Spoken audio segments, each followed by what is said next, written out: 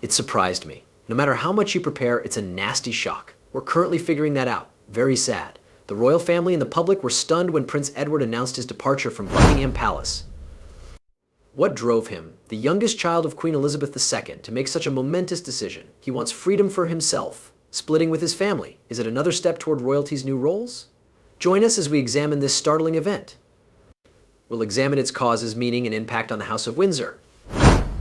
Everyone was surprised by the news. Prince Edward is Elizabeth II and Philip's youngest son. Never resembled other royal children. Seeing your family for the first time is hard to describe. Wonderful. Edward was born March 10, 1964, at Buckingham Palace.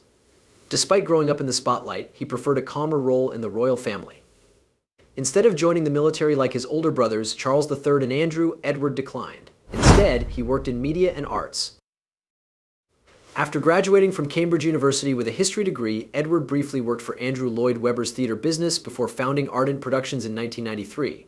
Though his business and publications were unpopular, Edward's efforts proved he wanted to be famous. But now things get interesting. First on leading the team in brainstorming, eventually making things. They married in 1999 and she became Duchess of Edinburgh. Royal family pleasantries were probably the last thing on their thoughts. Made their public debut as husband and wife. They became regal figures. After his father died, Edward became Earl of Wessex and Duke of Edinburgh. He has completed several regal duties. His influence in the monarchy rose, although his calm attitude contrasted with other royals' headline-grabbing actions. Recently, Prince Edward announced his departure from Buckingham Palace. This alters his royal course. It surprised me. No matter how much you prepare, it's a nasty shock. We're currently figuring that out. Very sad. His actions are stunning even when they're repeated. Prince Edward, Queen Elizabeth's youngest son, turned down a Royal Marines career, surprising many, because it violated family custom. Edward, 22, had been preparing hard to achieve the Royal Marines Green Beret, Britain's top military honor. He quit after 4 months of a year-long officer's training. Personal reflection and a tough family discussion led to this conclusion. Buckingham Palace revealed that Edward had resigned the Marines after much deliberation and sorrow because they were not a good fit for his long-term aspirations. The palace also stated that he will not declare his plans soon. Edward left after a weekend gathering at Sandringham, the royal family's Norfolk retreat. He argued his case with Princess Diana, the Queen, his father, Prince Philip, his older brothers, Prince Charles and Prince Andrew, and himself in a heated conversation. Edward believed staying in a job he didn't like would trap him, even though his family disagreed. Edward returned to his training base in Limestone, southwest England, and gave his commanding officer his uniform and resignation shortly after this meeting. So what happened this morning? Prince Edward, meet his batch officers in the officers' mess to say goodbye. He bid goodbye to the other officers in the mess. Our handshake and kind wishes were reciprocated. Many believed Prince Philip, Captain General of the Marines, was upset. Some considered the option. Edward did this to repudiate his family's military background, as his father and brothers were Royal Navy officers. Londoners read about the prince's issues in newspapers the week before he resigned. A poll found that majority Britons thought Edward should go if he wanted. It showed considerable public support for the young prince's independence. Why would someone forsake a family-rooted path? Edward knew he desired life satisfaction. He reportedly considered a career in theater which differed from military life. Edward chose happiness and ambitions over tradition despite familial pressure. This was criticized as weakness. Is defying expectations brave? Edward's strength under pressure and honest choice are the answers. This appeals to character over conformity, folks. His abrupt parting has left many wondering what he was thinking. Royal life has historically revolved around Buckingham Palace, which symbolizes monarchy permanence. That makes Edward's departure more significant. Edward and Sophie will focus on Bagshot Park, their Surrey property, reports suggest. Their choice comes as the royal family undergoes major changes. As King Charles III modernizes the British throne, it becomes more effective. Edward's departure may have shown that he wished to support the monarch while maintaining a family life. People question how royal obligations are evolving and how to reconcile public and personal life after Edward's departure from Buckingham Palace. He is copying Prince Harry and Meghan Markle, who have transformed their royal duties. Edward's retirement feels more like a smooth adjustment than Harry's hasty departure from royal life. He continues to work on royal projects, including the Duke of Edinburgh's award. His tiny but substantial departure shows how the government is adapting to current needs while preserving individuality.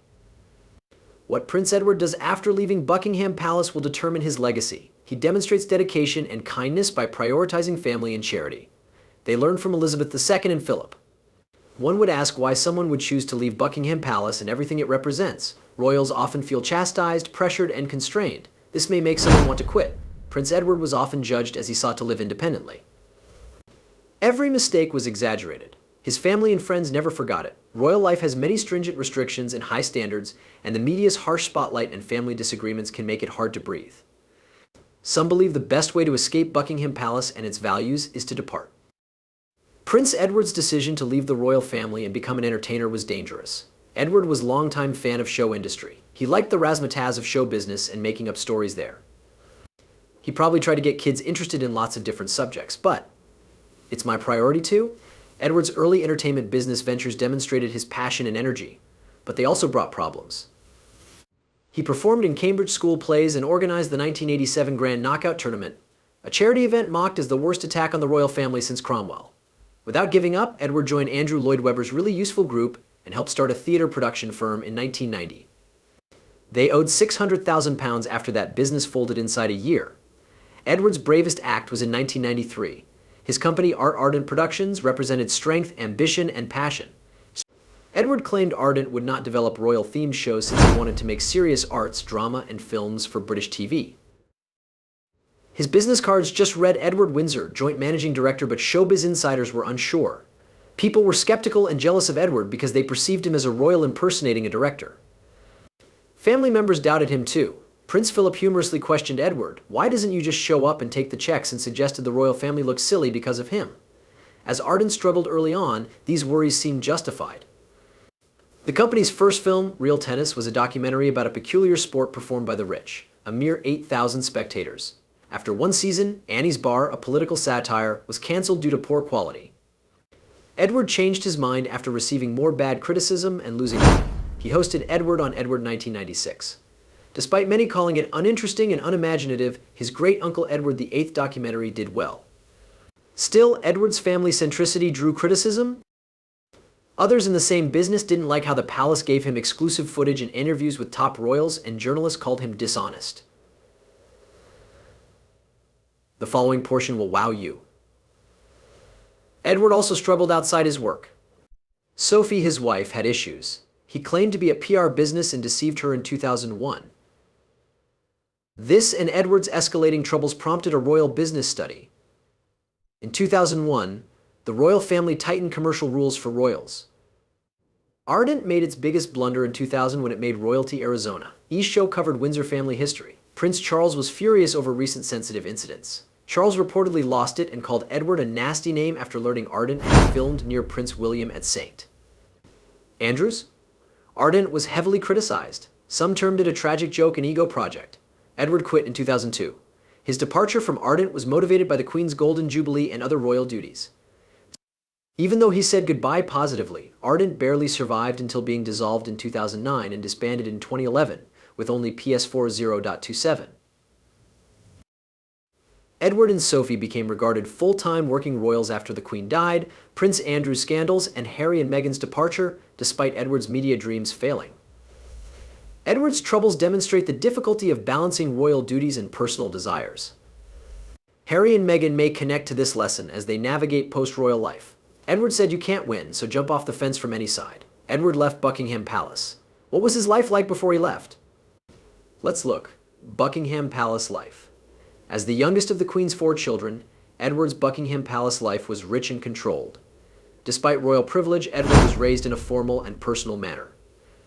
Buckingham Palace has many formal obligations and rigorous rules as the monarch's house and official abode. Edward, Charles, Anne, and Andrew were cared after by nannies and other workers. Their parents also monitored them. Despite their busy schedules, Queen Elizabeth and Prince Philip spent time with family. The palace's private areas were where they ate and spoke in the evenings. Edward spent many days playing in Buckingham Palace's vast grounds during state visits in his youth. Edward's painting and learning pursuits were encouraged at Buckingham Palace. He attended a private school before attending Gordonstoun School in Scotland with his father and brother. His passion in performing in theater grew over time. Cambridge University awarded him a history degree. Edward returned to Buckingham Palace after graduating and began royal duties in art studies. He briefly worked with Andrew Lloyd Webber Theatre before launching Ardent Productions, a TV production company. This choice set him apart from his brothers. Edward integrated art into his kingship. As Edward adjusted to royal duties, Buckingham Palace remained his base. Whether hosting a party or attending a formal occasion, the palace reflected his public and personal life. Edward lived at Buckingham Palace too, before starting a family in Bagshot Park with Sophie, Countess of Wessex. However, this is intriguing. According to royal historian Ingrid Seward, Prince Andrew bullied his younger brother, Prince Edward, as a child. Everyone loved him as their slightly lost kid. He said no to hugs because he hates the press. He said, "Oh, darling, I get it. But you have to do it." He was just. He was probably quite infantile. Edward outperformed Andrew at Gordonstone Secondary School and with friends despite his bossiness. Edward outperformed Andrew and became head boy and cricket first 11 player. Seward, editor-in-chief of Majesty magazine and author of Royal Children in 1993, wrote extensively on the prince's relationship. Andrew and Edward were 4 years apart and much younger than older siblings Prince Charles and Princess Anne. Neither had to deal with the onerous burdens of being the Queen's heir or only daughter. Andrew, meanwhile, was noisy and prone to outbursts. In these instances, he stole Edward's sweets to compete. Edward, however, was described as a gentle, well-behaved child with delicate features. He initially shadowed Andrew while they studied at Buckingham Palace with a teacher. Andrew exploded when angered, while Edward kept his feelings inside and became silent with a flushed face. Andrew's route changed, but Edward excelled in sports, drama, and leadership at Gordonstown. Edward got into Cambridge University despite his mediocre grades. Andrew also tried to join the service, joining the Navy and succeeding. Edward joined the Royal Marines, but after 4 months of officer training, he quit and changed his life. When His Royal Highness announced this choice, people were disappointed. Please know that we respect your decision. We respect your choice. We understand why he did it. His life choice was private. Was that the only one? It caused him what problems? Return to discover out. A secret life and poor looks. Queen Elizabeth II admired Prince Edward, the Duke of Edinburgh, and his wife Sophie, the Duchess of Edinburgh, as longtime supporters of the crown. Despite their important roles in the royal family, they have worked hard to keep their personal lives private.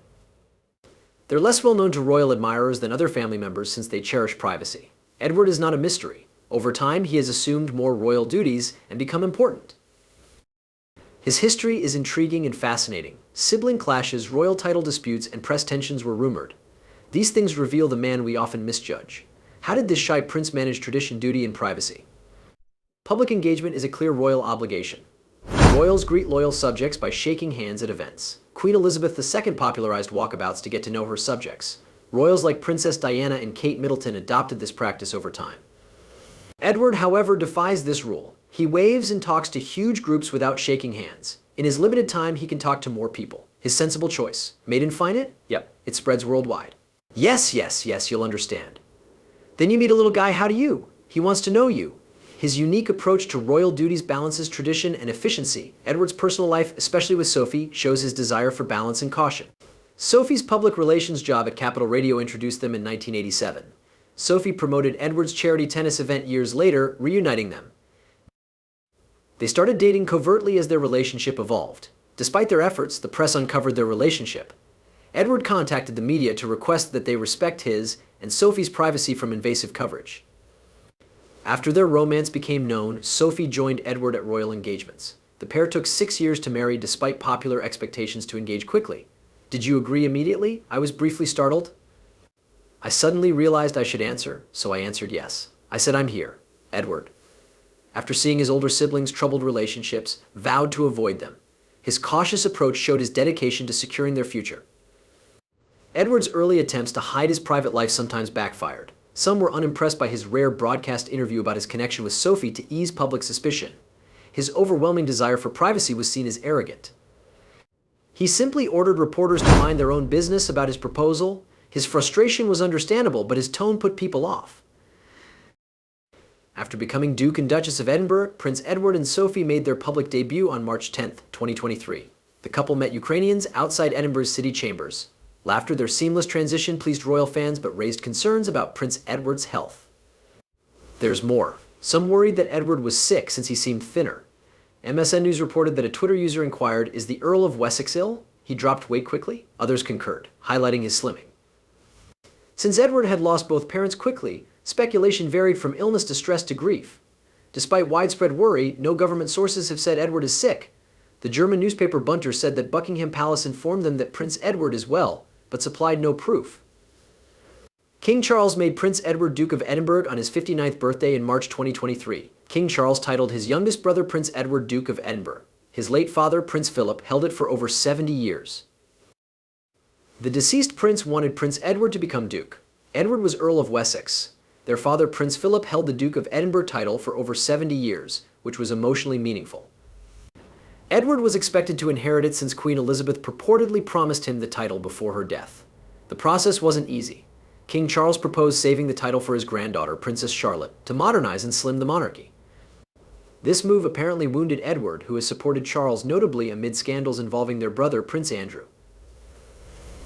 Charles honored his younger brother, but other historians suggest that he may have reverted the title to the crown after Edward's death rather than giving it to James, Earl of Wessex. Edward's previous title choice suited his tastes. Edward asked to be Earl of Wessex on his wedding day in 1999 instead of a dukedom. Edward petitioned the Queen for this unusual title after being inspired by Shakespeare and loves Lord Wessex, according to the Mirror. The Queen consented. Edward was the first of her sons without a dukedom. Edward and Sophie briefly worked outside the royal household after their marriage. They became full-time royals during the Queen's Golden Jubilee in 2002. Sophie supported women and children's programs for years.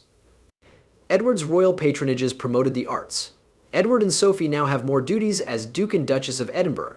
Their effort honors Prince Philip as Edward continues in his father's footsteps while carving out his own royal service career. Time has softened Edward and Sophie's reputations. Respect and admiration have come from their royal duties and long marriage. Hello boys will attend. Looks great. Brown furry nose. Ever been a fluffy brown nose? Wow, I'm flying, Nancy. Progressing. Their story shows a guy balancing public and private principles. Was his passionate defense of his personal life a mistake or a vital fight for his principles? It could have been both, illustrating the complexities of public life. Would you leave everything behind to forge your own way, like Prince Edward? Please comment with your answers, ideas, and opinions. Like and subscribe if you liked the video. For more videos like these, share and subscribe to this channel. Also, click the next video you'll enjoy.